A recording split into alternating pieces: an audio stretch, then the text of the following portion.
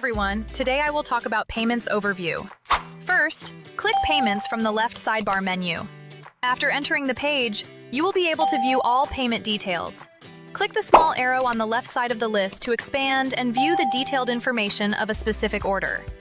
Once expanded, you can clearly see the item details, shipping fee, and all related transaction fees for that order.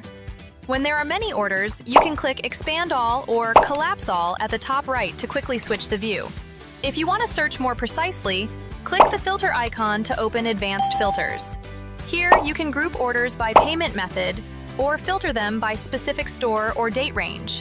Finally, after setting the conditions, click Apply, and the system will immediately display the filtered results. That's all for today, and have a nice day. Subscribe to our YouTube channel. Thanks for watching and stay updated with our latest videos, Facebook posts, and important guides on our website.